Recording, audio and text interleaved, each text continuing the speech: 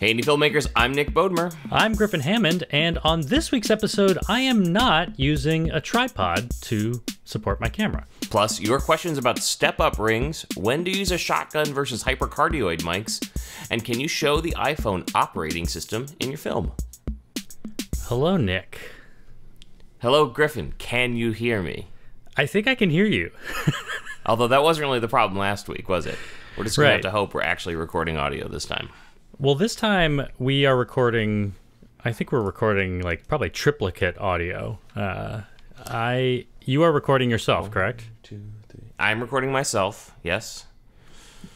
Do you just record one feed, or what do you do? So I record my studio mic here. I record the FaceTime call, and I guess I have a backup of the audio straight from the camera as well. So I got some options. You're saying in the camera, is it just the camera's built-in mic? The built-in mic. Yeah, I don't have a mic on I it suppose right I have that too. And then I'm recording myself into my microphone, into my Zoom, and then also as a backup, because you've been doing this for me the entire time we've been doing the podcast, recording my audio over the call as a backup. Just as a backup, yeah. And we've used it once. There was like one minute lapse when I was in Taiwan that we needed to patch in that phone audio. But for some reason, in 53 episodes, this is our 53rd episode, this is the first time that I'm recording your phone audio. I'm returning the favor now. And I appreciate that, because sometimes I make mistakes. So here, real quick, just to give our audience the Griffin Hammond experience, you get to hear, now you can hear Nick the way that I hear Nick. Nick, go ahead and talk, and I'll play some of your phone audio that I'm recording. Perfect. Okay, well, I'm excited to redo some of this episode that we did last week. All right, let's switch back to your good microphone. Okay, yeah, that was bad. Do I sound better now? Hopefully. So we They got a little taste of that in our fix for the episode where you called me while I was driving in my car. Oh, yeah. That was just Low plain quality, old but fun. recording FaceTime, yeah. Yeah, and I was rolling down the highway at the time, which you probably shouldn't record a podcast while you're rolling down the highway, but you know, we such won't is life. do that in the future. Okay. I feel like instead of starting, I mean, we've already started this episode by delving into like a problem, something that didn't go well. I'd like to bring this episode back up and talk about something that did go really well. Okay, what went so well? Other than us. You may remember that we got an email from Titus several months ago, back in September. He was concerned because he had made a review video of a mattress, and the mattress company I remember this. used the video without his permission, like in an ad. They stole it. Yeah. And he was conflicted because he likes the mattress and the company, but he just felt like they didn't ask permission. They didn't try to give him any money for the clip. So he took our advice and he went back to them and just kind of explained politely. He didn't get angry, but he just said, hey, I appreciate you wanting to use my clip in your video, but I am a working video professional, and I would have preferred that you licensed it from me. And they actually went back and forth and ended up giving him $1,000. Good for him. Yeah. It's a good amount for... I mean, I think they actually only used like 8 seconds of his clip, maybe, but... I'm assuming they eliminated any liability they had by doing so, which was probably a steal for them. Yeah. Well, and I think he kind of went about it the same way that I usually go about it. I usually don't say like, hey, I gotcha, let me punish you. I kind of make it sound like, let's retroactively license this correctly. Like, I don't want this to be copyright infringement, so let me help you license it. And I think that's kind of the way he went about it.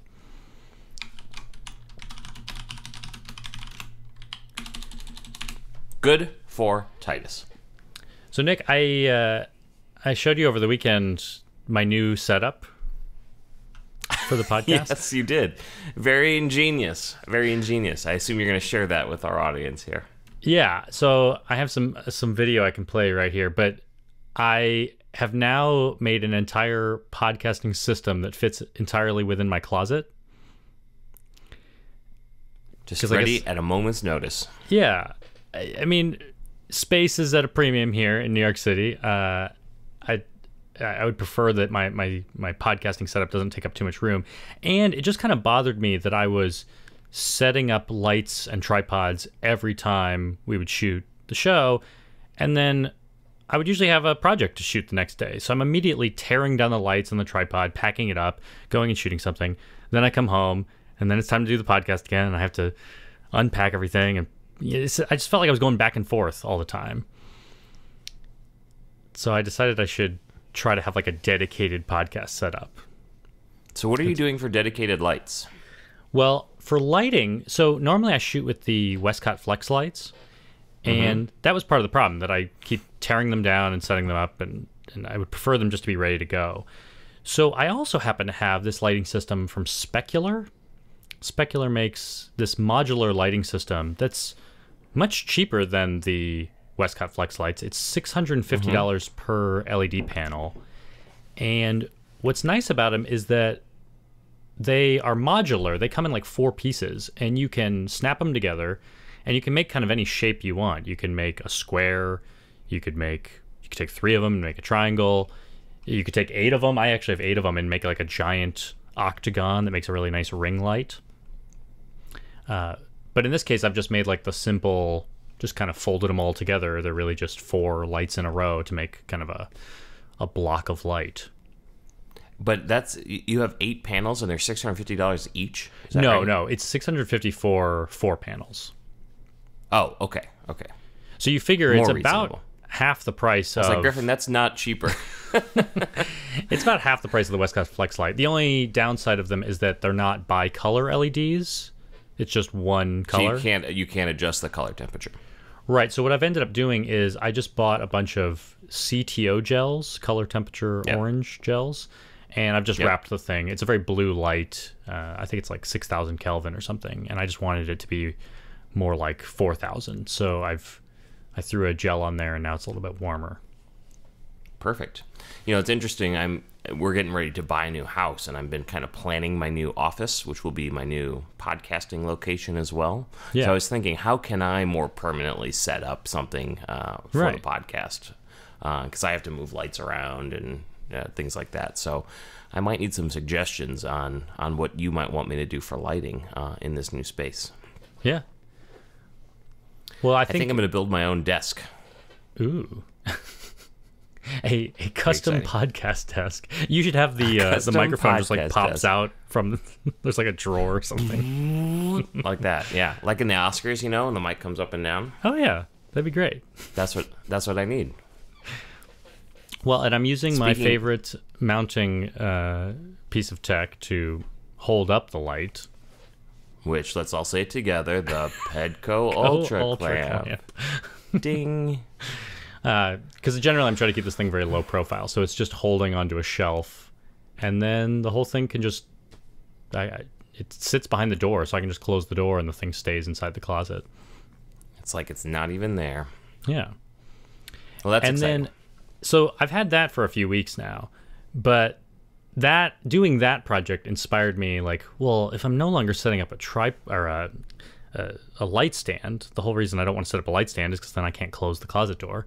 But I'm also setting up a tripod in the closet. I mean, I'm essentially putting all this stuff in the closet. I'm shooting right next to my closet.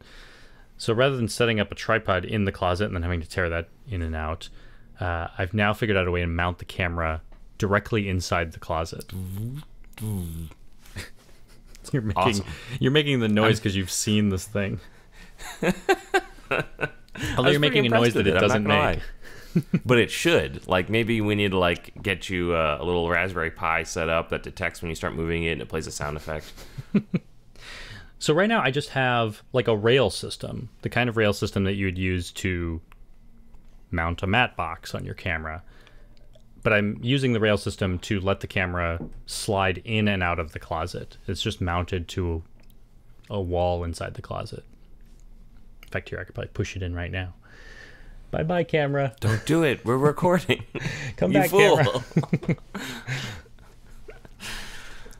But oh, my goodness. Did you recognize the rail system I used for this? I did not. This was that... Well, you've probably seen it before. This was actually a shoulder rig of mine that these days I'm just not using much anymore. This is the reflex rig that I have. Oh, yeah. I remember that. I like this shoulder rig, but I've just kind of over the years stopped needing a shoulder rig. I mostly used it. We used it on Sriracha because I didn't have in-body image stabilization back then, and also we did a lot of interviews, and it was useful to do handheld interviews on a shoulder rig. But I don't remember that. I guess I do. But you always shot on the shoulder rig. I don't think I ever did. Yeah. Well, yeah, it was when we did interviews together, you would do them on a tripod, and then these are mostly just the interviews I did by myself. I would do this shoulder rig. Yep. But I like this system, this reflex rig system. I've had it for a few years. I like it because they created this like really simple clamp system that clamps onto the rails. And so I've been able to use these clamps here. One of them, because each clamp has like a bunch of 1/4-inch screw holes on it, which in the past I've used to like mount various gear on there. But I just drilled some holes through the like shelf wall in my closet, and I've screwed one of the clamps onto the wall, and then that clamp I'm leaving loose. I even like put some grease on there, and the other clamp is tight, so it's kind of like one clamp is holding the rails and it can slide into the other clamp. Smart. Yeah. It's what you come up with when you have all this random gear laying around, I guess. Right. Well, yeah, I'm mostly trying to use gear that I already had. The one thing I did have to buy is I didn't want to be taking a ball head on and off the my tripod. So I got a new ball head. I bought like a $30 ball head from Barska, which I'd never heard of that brand. I've never heard of that either. But it's relatively cheap, and it's one of these ball heads that has an Arca Swiss or an Arca style quick release plate. That's the kind you use? It's the kind that I have on my Mi Photo travel tripod. I see them a lot now. I guess it's a pretty small quick release system. It's just like a square. It seems that they're putting it on a lot of lightweight tripods these days. Got it. That's my system. It's brilliant. And now I'm going to send you your old camera back so you can leave it permanently mounted there, right? Yes, that's the final piece of this puzzle. Is like when we started the podcast, I sent you my Panasonic GH3 thinking that could be your podcast camera. But then you went and got a better camera. Which it was for a while. But then I bought the G85 because, I don't know, I spend too much money. And so now Nick just has this GH5 sitting in his house, and I realize I GH3. don't really need... Oh, sorry, yeah, GH3. I'm thinking I don't need my GH5, which I'm shooting with right now, to do this podcast, because we only shoot the podcast in 1080, and we're not using any advanced features to do this. No super slow-mo? No. Don't you think maybe we should start shooting the podcast in slow-mo, just for fun? Yeah, because everyone wants a 40-minute podcast to take even longer to one. Griffin, I have an idea. What is your idea? I want to add a new segment to the podcast. Ooh. We rarely have segments. I know. I want to add an Ask Griffin section. So I know we do questions already, right? We do filmmaking questions, but I feel like the people want to know more about Griffin Hammond. So here's what I want to do. People can tweet with the hashtag AskGriffin. I've got it set up where I will get all those tweets in a little spreadsheet. And every episode, I'm just going to pick a random question for Griffin and ask him on the podcast. And it doesn't have to be about video production. It can be like, hey, Griffin, what's your favorite Star Wars movie? And, we'll just find out. It'll be quick, easy, nothing long. You got to fit it in a tweet, single tweet only. And we'll see. We'll go from there. So everybody, hashtag AskGriffin. And that's just one word, Ask Griffin. You got it. And I suppose people can continue to ask their normal filmmaking questions on email or YouTube comments or Twitter. Absolutely. But only the Ask Griffin hashtag questions that are on Twitter, nowhere else. Those are the ones, those should be like those are the ones questions that I will pull in for this quick question for Griffin Hammond. So, Griffin, what is your favorite Star Wars movie? Go ahead. I like Empire Strikes Back. I mean, that's like the default. Everyone says that's the best one. That's a good answer. And that's how it's going to go, ladies and gentlemen. That's how it's going to go. Well, in just a moment, we are going to answer non-personal questions about filmmaking, including those about step-up rings, when to use shotgun versus Hyper-Cardioid mics, and if you're allowed to show the iPhone operating system in your film. Hey Filmmakers is brought to you by Squarespace. Whether you need a domain, website, or online store, make it with Squarespace. Believe it or not, we actually have a Squarespace-related question this week. Perfect. This is a YouTube comment from Chris Dillon, who says he also has a Squarespace site like mine, and was curious how my site is able to redirect to my Kit website. You know, I keep all my gear on kit.com. I have that site up right now. I went to griffinhammond.com/gear, and it took me right to your Kit page. That's funny. I just did that. So he's confused because he knows that kit.com is an external site, and he thought that redirects could only do pages within his Squarespace site. So what is he missing? How'd you do it, Griffin? Well, how'd you break the system? You can link to any site you want to from Squarespace, and what I do is I use the URL mappings to create these redirects. So for example, I have in the advanced settings on my site, there's a redirect for griffinhammond.com/gear. I think I just write /gear because it's on the griffinhammond.com domain, and then tell it to redirect to the Kit page. I wonder if maybe what he's noticing is that on YouTube, you can only link to your domain, right? Maybe you didn't know that. Oh, okay. I didn't know that, but it makes sense. Like, you have a verified domain, you put some Google code in your header, it tells YouTube that's your domain. But the kind of hack here is because I can only link to Griffin Hammond things, if I want to link you to my list of gear, that's why I create this redirect. Because as far as YouTube is concerned, it's griffinhammond.com. It's on your site. Right. But then it goes... And that's to prevent spam and things like that? I suppose, yeah. Yeah. So yeah, you can do any of these URL mappings. You can create all these redirects you want. I don't know if there's a limit to how many you can do, but that's one of the features I use. One of the very cool many Squarespace features that I use. So head to squarespace.com for a free trial, and when you're ready to launch, go to squarespace.com/Griffin. I don't know why it's all about you, to save 10% off your first purchase of a website or domain. Thank you to Squarespace. Thank you, Squarespace. Our first question today is an email we got from Austin, who, I like this question. He wants to shoot a short film that involves the iPhone user interface. It's about texting and things like that. And so he's thinking about using some sounds from the phone, maybe using Siri. He's obviously going to show the iPhone operating system. And he knows that a lot of films don't do that, that they will go and create their own UI, their own fake operating system, so they can avoid showing Apple. And he's wondering, are you allowed to show Apple stuff? You know, something interesting just popped up in the news that relates to this. Have you heard about this? Some apps were getting rejected because they were using Apple's emoji in their user interfaces. And Apple was saying you can't do that because that's their copyright, even though it's like something built into their system. And they like specifically said like they didn't want screenshots of their emoji as part of your user interface. And I think Apple has since backtracked a little bit on this because people were kind of outraged, and it was like, that's ridiculous. But it was apparently a legitimate use of copyright for them to say, no, you can't do that. But then they relented and said, okay, never mind, you can. But legally, I think Apple could probably say you can't use their operating system in a film. Right. Unless you've got a fair use argument, right?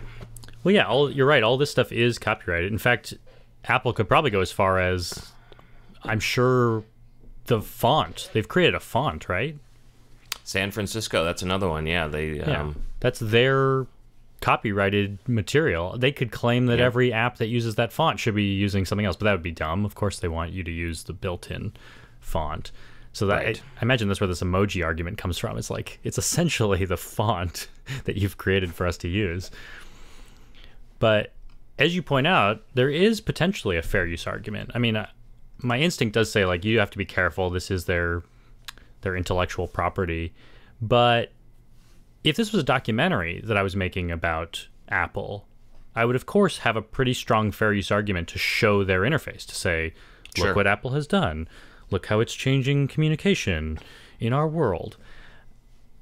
But I have to think that even if you're making a fiction film, you are still making a comment about, you could still be making a comment about Apple and communication right. and all of that. Just you're doing it in a fiction way. So I think as long as your film is saying something meaningful about Apple, then surely you can use some of their copyrighted material and have a good fair use argument. I think that makes sense. I think the way to look at this is one place you could really get yourself into trouble is if you are decidedly not making a comment about Apple. Like if you were just like, I need a voiceover for my film. Hey, Siri is a voice that I have access to. Let me just have Siri record or repeat back all these sentences I need. And then you just use that in like your trailer or something that has nothing to do with Apple. I think that would be crossing a line where you are now stealing their copyright material to make a entirely different point and not even referencing the fact that it's Apple. I think that makes sense. But I always think with these kinds of things, the main thing is if you can avoid making people upset, then you're probably okay. Like, your life is probably easier. if you do something that Apple's not going to get mad at you for, if they like that you're showing off their phone, then who cares if it's copyrighted or not? They're not going to come after you. But if you are making like a really angry film that incites more anger towards Apple, then they have a reason to try to make a copyright claim against you. All right, we've got a YouTube comment from Lee Carswell. Hey guys, can you cover shotgun mics in a little more depth? I like the small Asden mic Griffin uses. It sounds great indoors and out, but I've also read that certain shotgun mics shouldn't be used indoors. Is the Asden good in both instances? I would prefer to find one mic I can use for both. So he's referring to the little Asden 250CX microphone that I've been using a lot recently. Yep. I like it because it's really compact, sounds great, and yeah, it's a little shotgun mic. But it was funny because when I made the like side-by-side comparison video, comparing it to the Rode NTG3, there were some comments on YouTube from professional sound people who were like, you should never use a shotgun mic indoors. That's the wrong mic. What's the right mic then? I guess it's a Hyper-Cardioid mic is what a lot of people will tell you should use inside. And some of that has to do with... what type of pickup pattern are your shotgun mics? I gotta think that they are... I'm not good with pickup patterns. What are they? Well, I'll tell you, Griffin, because I know. They are super-cardioid. So what's the difference between a super-cardioid and a hyper-cardioid? I don't know. You should tell me. So a super-cardioid mic, which is a pretty common pickup pattern, basically picks up very well in the front and rejects the sides. And then actually, just because of the way the physics work, it actually picks up from the back a little bit. A hypercardioid is an even more focused version of that. So it's an even narrower pickup pattern in the front, and it actually will pick up even more in the back and reject more from the sides. I think the concern with a supercardioid mic indoors is room reflection, right? Yeah. So you're going to get a lot of sound bouncing off walls, and a hypercardioid is going to reject more of that room noise than a supercardioid will. So yeah, I think if you want to be perfect with your audio, if you want to be a boom mic operator, and you probably should be using the right kind of mic for the right setting. But in my experience, I feel like the audience can't really tell the difference between those kind of mics, and I've been plenty happy with the audio quality I get from a shotgun mic. I like that it is getting me good audio indoors and out.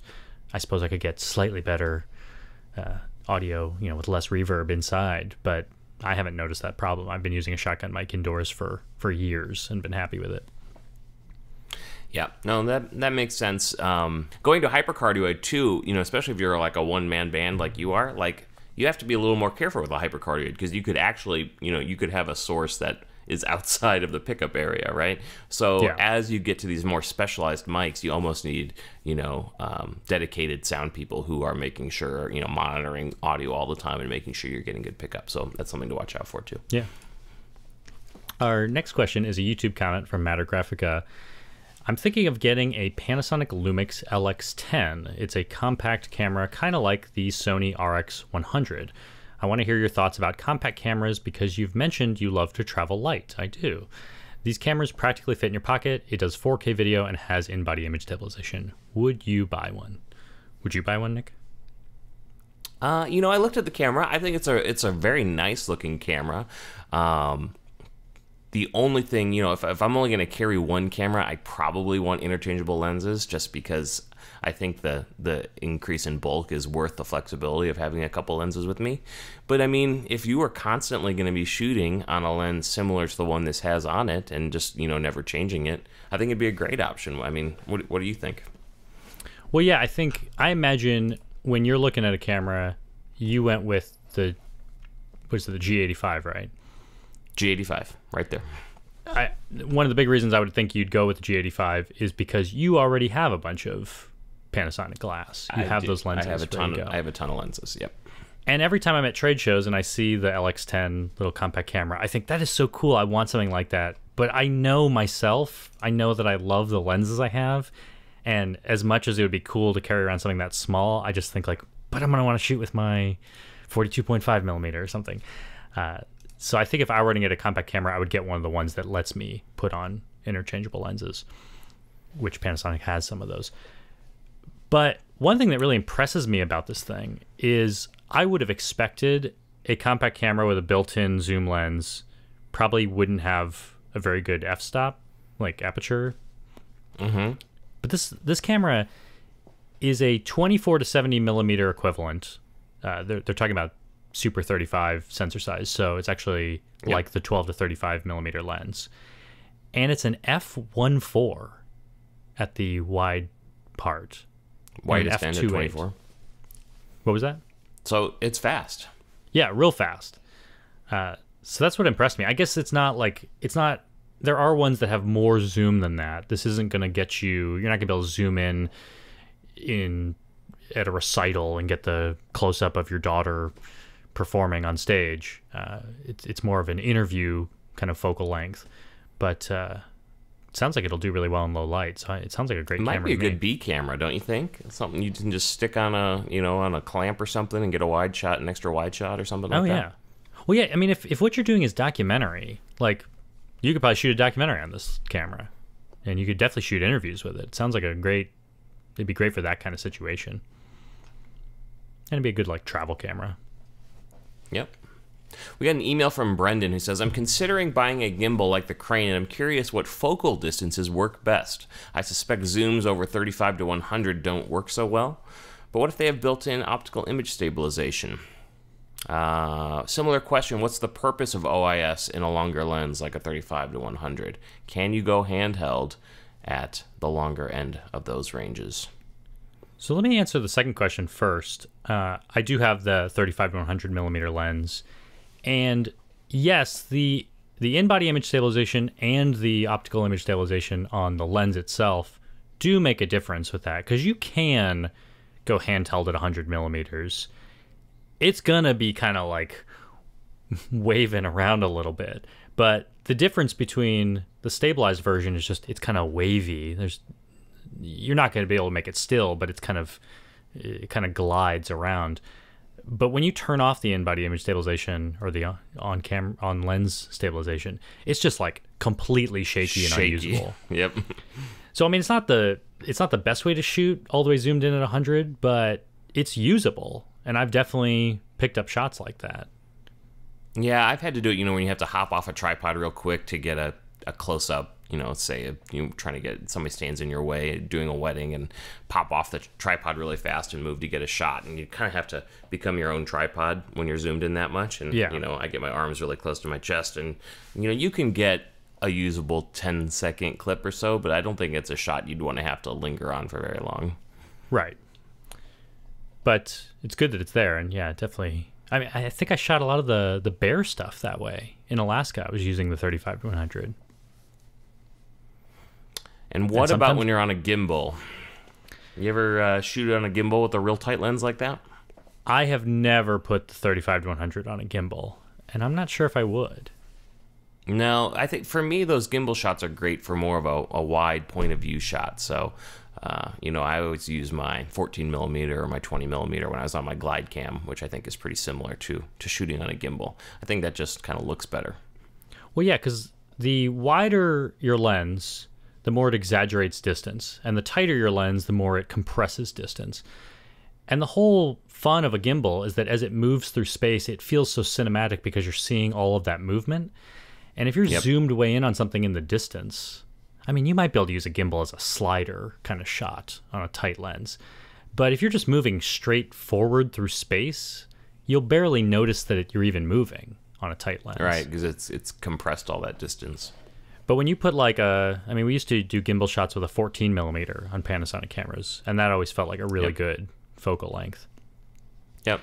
So I think a gimbal is less about just being an alternate stabilization device like a tripod, and more about, like you said, being able to move through a space and give that point of view, which I think is always going to work better with a wider lens. Well, it is funny that it brings that up, because now with electronic gimbals, I guess I could see you using an electronic gimbal to stabilize a long lens like that for those kind of shots at a wedding. Whereas the traditional glide cam style weighted gimbals, I could never imagine using it that way, because those, you don't have as much control over where the camera is pointed exactly. Yeah, it's much more of an art than a science, right? You're like, well, let's see if this works. Here we go, and you kind of got to roll with what it does. Yeah, but he makes a good point. You maybe battery nowadays died again, Griffin. The battery on your camera just died? On my camera. This was a fresh one. I just took it off the charger. Oh, man. Well, yet another problem with my recording, Griffin. I cannot get this right. People love it when things go wrong. So, when I bought my G85, I also bought a second battery, and it was a non-Panasonic brand battery. This battery was fully charged when we began the podcast, and it did not survive the whole time.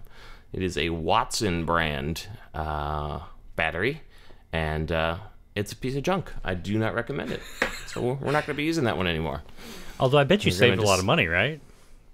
Well, yeah, but if it doesn't work, who cares? How much is a real battery from B&H? Let's find out. G85 battery. They want $50 for the Panasonic brand one, and here it is, $25 for this Watson brand one, which is a piece of junk, and you should not buy. Half price and less than half the battery capability. Life. Oh my gosh, that's frustrating. So I apologize. I don't remember what we were talking about. Well, I think it's time for us to go into our next question. All right, very good. But I'm just glad that you've grown as a shooter. You've learned something today. I've learned not to trust cheap third-party batteries, which is probably a lesson I've learned, 20 times over my career, but yet I still I keep doing it.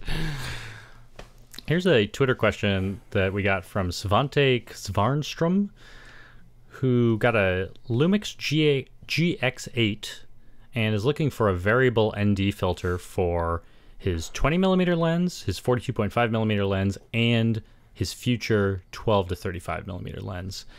So one filter and a bunch of step-up rings. They're telling me at the local shop that the variable ones may introduce weird lines to the image. Yeah, that's something we've talked about before, right? At the extreme ends of those variable ND filters, you can get that X pattern on your screen. It's just like kind of a gray vignette-looking X. But it's usually only at the extreme end. You've switched to non-variable ND filters, I believe, mainly for that reason. Yeah, that's part of it, just knowing that I may not always notice if I've gone too far on a variable ND and introduced some of that artifact. But also, I guess in my mind, too, I just thought, why have two pieces of glass in front of my lens, that are circling around on each other? That's what a variable ND is. Or could I just have one piece of glass if I know, I kind of know what degrees of ND I need? I've kind of figured out exactly which ones I need. So right now I'm using, actually I have a few different ones right now. Right now I have a 10 stop is 1000x darker. I have a 10 stop that I use for time lapses. I have been putting a 3-stop on my podcast camera, all these episodes, and now that I'm dedicating a camera to the closet, I decided I would buy a dedicated ND filter for it. And it always felt like it was just a little bit too dark for me, so I've gone with a 2-stop ND. I just picked up a 2-stop ND for that. And while I was at it, I just ordered so bright in your face. What was that? And then you won't have to blast the lights so bright. Although maybe your new ones are not adjustable like your flex lights. No, they are adjustable. Although I do think that they're good. maybe not quite as bright. So that was one of the reasons I went with a slightly less ND filter. And then I also just ordered a 6-stop ND, which I've wanted on several projects. For the most part, a 3-stop is okay for most of my outdoor shooting. But then when I go to these really bright places, like on top of a mountain or like in the desert, it always seems like I need 6 stops. You wish you had just a little more so you could keep that aperture nice and open. Yeah. And I can always stack, like I have 2 3-stop ND filters. I can stack them on top of each other and make 6 stops. But just like... And you use step-up rings as well, right? You just kind of buy them for your biggest lens and... Yeah. So I used to have a 77 millimeter, like diameter millimeter lens.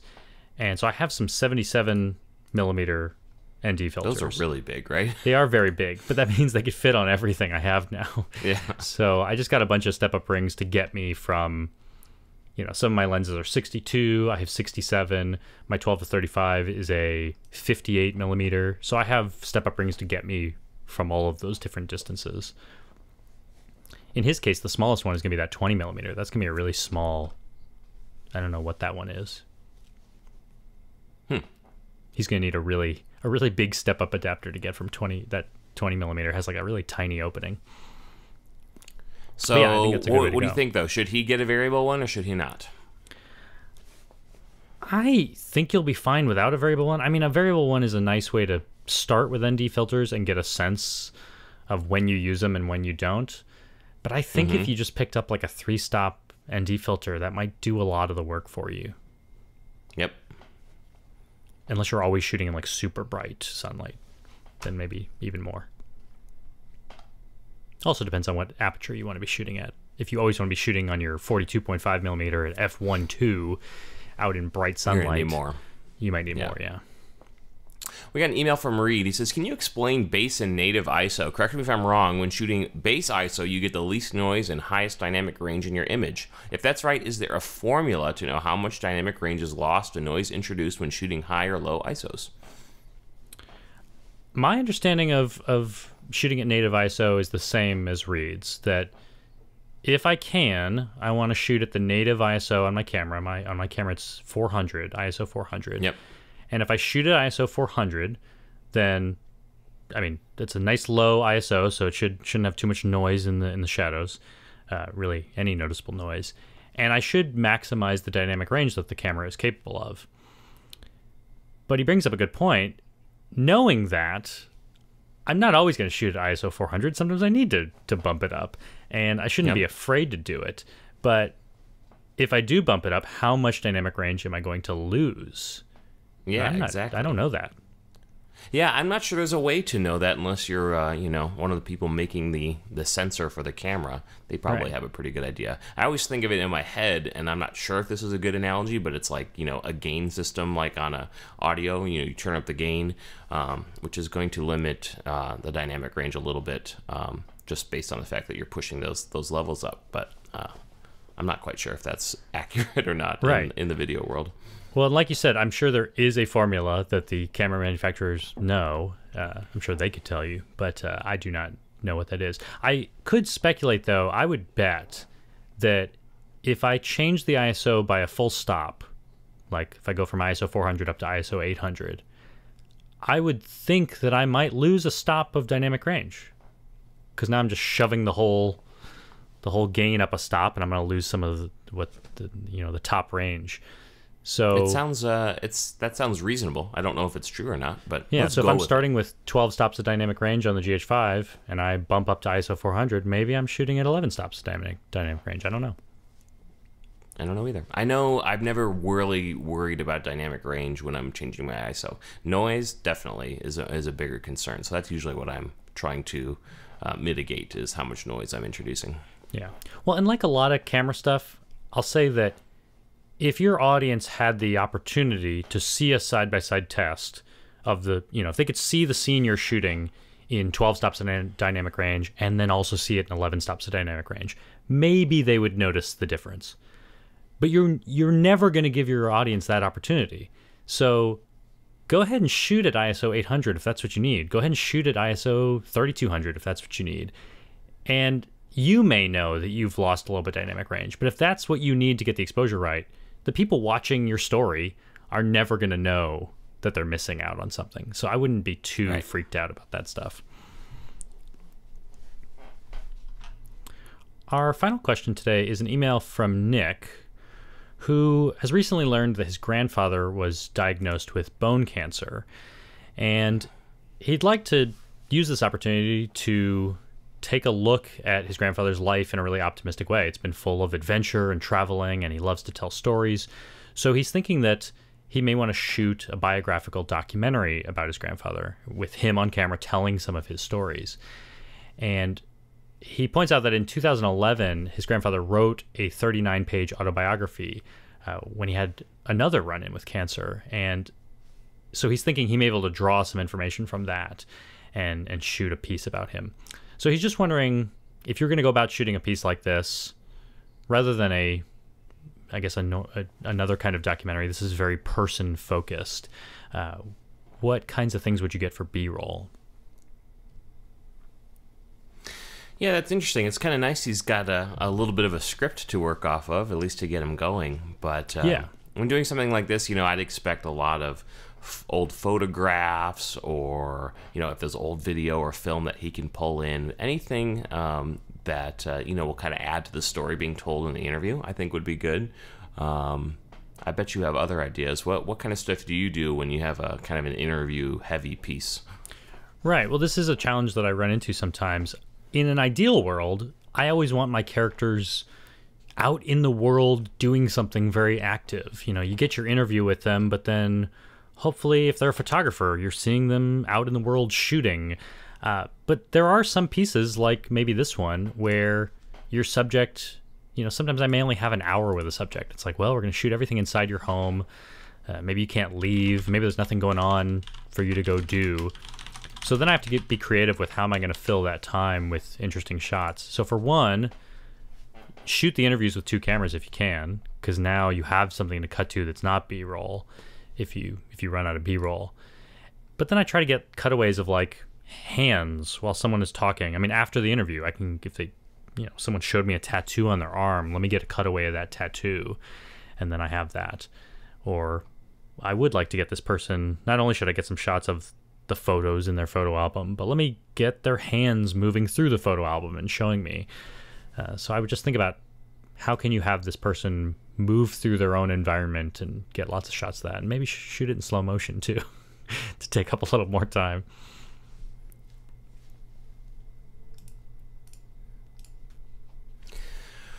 Well, have we done it again? We've done it again. Do you think we have audio? Well, I'm recording your audio, so I think I'm recording my own hopefully. audio. Did my battery die? Yes, it did. But we're just not going to use this one anymore. That one's done. I guess I'm going to have to order another Panasonic brand one. Hey, speaking of using Audio Hijack to capture audio, I was playing around with it because I have this idea. In 2 weeks from now, I'm going to be in Illinois, in central Illinois, when it's time for us to record the podcast. And I'm kind of curious if anyone would be interested in doing this. I'm wondering if we should do like a live recording. Not really live for the internet, but like a live audience. Live in front of a studio audience? Yeah. That way we don't need to put a laugh track in. Yeah. Normally we do. Never mind. You're like, that doesn't make any sense. But I was playing around with Audio Hijack because I was wondering if there's a way for me to like route your audio into my ear, but also route it to some speakers so the audience can hear you. And I think I figured it out, where you'll be able to hear them asking questions and they'll be able to hear you talking to me. I'll be live in person, you'll be in Vegas. Does that sound like something fun to do? That sounds like fun. Let's do it. So do we know enough people to fill a room? that's what I'm wondering. That's what I want to find out. If anyone lives in the vicinity of Bloomington Normal, Illinois, Bloomington Normal is right in the middle of Illinois. If you live in central Illinois, or if you would be willing to drive all the way from Chicago or Indianapolis or something like that, just let me know. Email me at Griffin that far. at Hey.film. Nick would not drive that far. But yeah, I'd love to know. Or if you are a student at Illinois State University, let me know if there's any interest in that. And I think we could probably set that up. That would be fun. Yeah. Maybe we would do that on like Sunday. Let's see. What day would this be? This would probably be Sunday, March 4th. Or maybe Monday, but I got to think that people would be more likely to show up on a Sunday. Yeah, when they don't have work and other obligations. Yeah. So yeah, just let me know if that's something you would come to. Hashtag Ask Griffin. Hashtag Ask Griffin. Let's get some Griffin Let's get deep into Griffin Hammond. Let's learn about him together. Well, that's all I got for this week. Thanks, everybody. We'll see you later. Bye. It's this... Like, this time I really did. Oh my God, are you kidding me? It's the third-party battery. It's not living up to the first-party one. The first-party battery. Well, can't trust that battery anymore. I'm still at 3 out of 3 battery bars.